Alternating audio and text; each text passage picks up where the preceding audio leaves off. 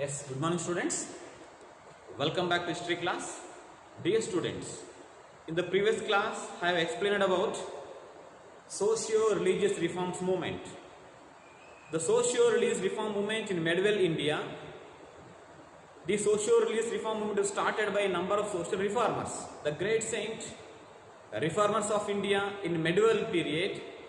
One Shankaracharya, second person Ramanujacharya. Already I have explained about teachings and contribution of Shankaracharya.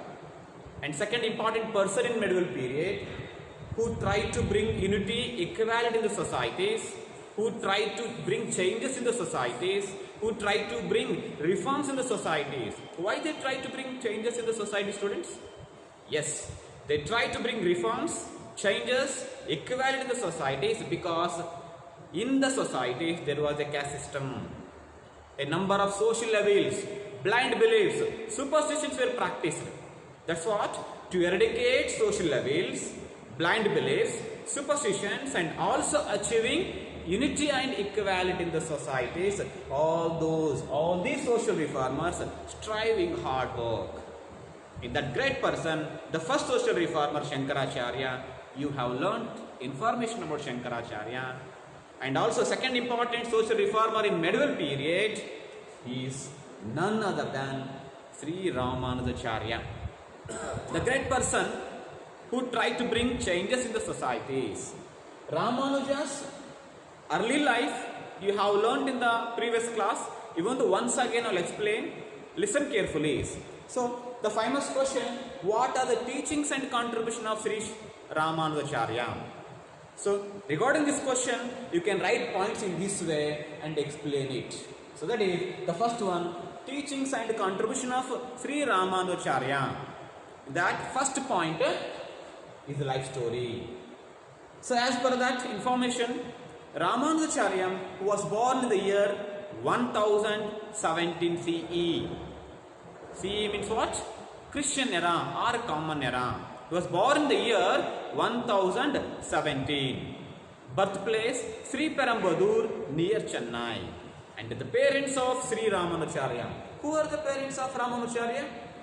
Yes, students, you have learnt already. The parents of Sri Ramanujacharya. The first father Keshava Somayaji, mother Kantimati.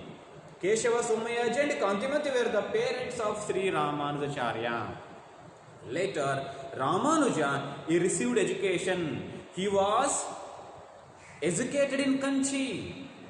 He educated in Kanchi under the guidance of Guru, a tutor, a teacher. He was Yadava Prakash. He received knowledge. He received information under the guidance of his Guru, Yadava Prakasha. Yadava Prakash was a great teacher. He learnt a lot of information about his life story from the Yadava Prakash. Later, in the early age, Ramanuja, he got married. At the age of 16, at the age of 16, early age, Ramanuja married a woman named Tangamma. At the age of 16, he married a woman, Tangamma. After that, Ramanuja, he led a few years. He led a family life for a few years. Later, he was discontented in the family life. He was not happy in the family life. That's what? He left family life. He became sannyasi. When Ramanuja became a sannyasi, later, that is one point. Another side, one more great person, the teacher, Yamunacharya. Yamunacharya was head of Sri Rangam. So Yamunacharya, head of Sri Rangam, he wanted to Ramanuja to succeed him. After his place, after Yamunacharya, according to his intention, Ramanuja should be head of Sri Rangam. That was the intention of Yamunacharya. Yes, Ramanuja, before reaching Sri Rangam, Yamunacharya passed away. After the death of Yamunacharya, Sri Ramanuja became a head of Sri Rangam. That is second point. After death of Yamunacharya, according to Yamunacharya's wish, Ramanuja became head of Sri Rangam. Later, as a head of Sri Rangam, he gave importance to he gave importance to Visishtadvaita philosophy. According to Visishtadvaita philosophy, remember I'll explain later about Visishtadvaita philosophy. So when he became a head of Sri Rangam, he gave importance to popularize Vaishnava religion. When he gave importance to popularize Vaishnava religion, this was criticized, opposed by a Chola king, Kulatunga Chola. Who was the Chola's king, student?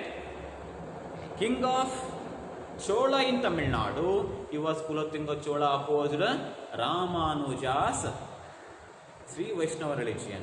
Why? Because Kulatunga Chola, he was belonged to Shaivism. Was belonged to Shaivas. Sri Shaiva religion. That's what he opposed. When he opposed Ramanuja, he left Sri Rangam, came to Karnataka. Dear students, you should know that when Ramanuja came to Karnataka, during this movement, a king of Karnataka, the greatest ruler of Vaishnava dynasty was Vishnuvardhana. Not the Kannada film actor Vishnuvardhana. It's not there. But the Vaishnava's greatest ruler, Vishnuvardhana, gave shelter to Sri Ramanuja. So as per that, Vishnuvardhana support, Sri Ramanuja settled in Karnataka. He stayed for 20 years. He lived 20 years. And within 20 years, he established Vaishnava Mata temple at Melukote. Who built? Sri Ramanujacharya built Vaishnava temple. Vaishnava Mata at Melukote. So after that, after the death of Kulatunga Chola in Tamil Nadu, Sri Ramanujacharya, he returned to Tamil Nadu. He went to Sri Rangam and became, second time he became head of Sri Rangam. So later, we give importance to Visishtadvaita philosophy. Remember students, Sri Ramanuja advocated, propounded Visishtadvaita philosophy, and his followers called Sri Vaishnavas, who became a followers of Ramanuja, they were called as a Sri Vaishnavas. Along with that, Ramanuja, he gave importance to worship Sri or Lakshmi. Yes, students, you know that. Ramanujacharya gave importance to worship Sri or Lakshmi. Why he gave importance to worship Lakshmi or Sri? Because Lakshmi or Sri, she is a mediator between God and man. According to Ramanuja, Lakshmi, she is the mediator between God and man. That's what he gave importance to that. And also, Ramanuja gave importance to God exists. He believed in existing world. Who? Ramanujacharya believed in existing world, but Shankaracharya did not believe in existing world. He was believed in spiritual world. But Ramanuja believed in existing world. He believed in God exists. He stated God exists. The world is true.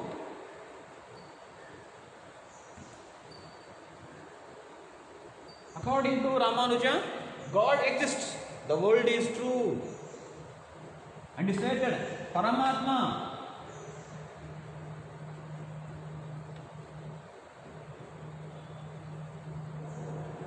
Paramatma. According to Sri Ramanujacharya, Paramatma is real. He is independent. He is real, he is independent, he is permanent. So this is that the information about Sri Vaishnavas, the information about Visishtadvaita philosophy. And Shankara's Mayavada condemned.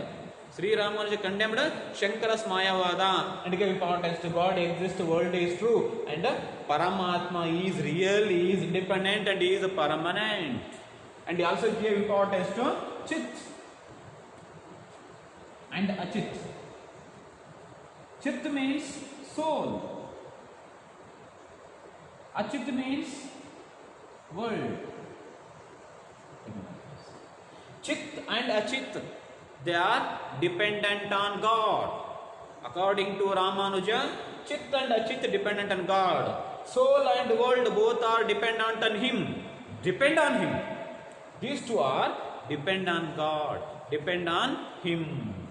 Soul does not exist without world, without God, without world. So they are depend on each other. Both are depend on God.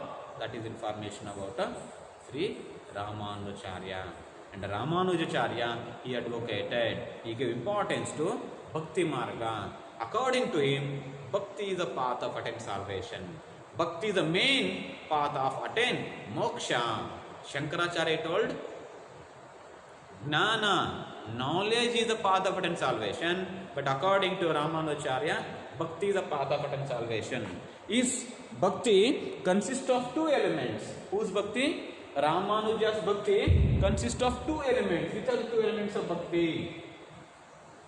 So two elements of Bhakti. One is Prapati. Second one, Achara Abhimana.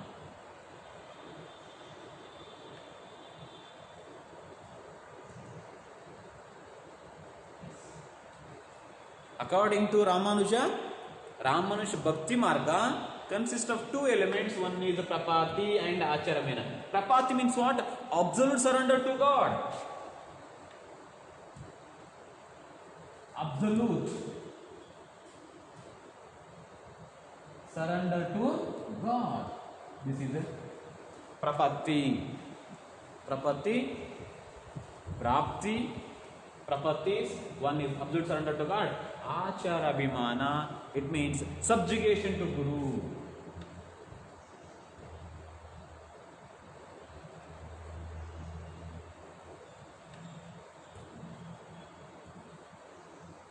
Achara Abhimana means subjugation to Guru. So these are the elements of Ramanuja's Bhakti Marga. And Ramanujacharya, he gave opportunities of temple entry to all devotees. Remember students, very important thing it is. He gave opportunities of temple entry to all the devotees irrespective of their birth. He gave importance to all the people can enter in the temple. He gave an opportunities of temple entry to all the devotees irrespective of their birth, irrespective of caste, irrespective of gender, race. And he stated, he argued that he called untouchables, according to him, he called untouchables as Tirukulathar. What he stated? According to him, untouchables were Tirukulathar, or the teachings of Sri Ramanuja, and come to that his works. So, Vedanta Sara,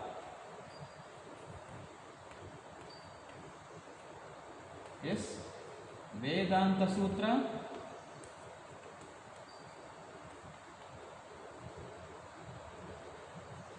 Vedanta Sangraha,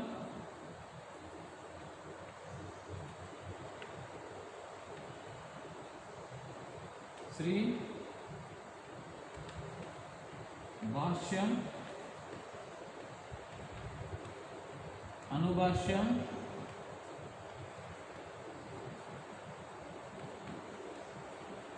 Gita Bhashya,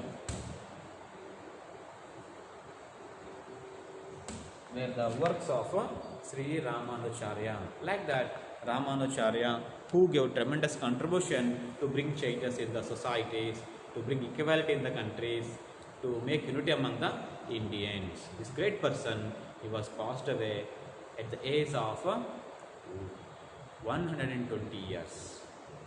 He was passed away in the year 1137 at the age of 120 years. During this period, he had given a lot of contributions.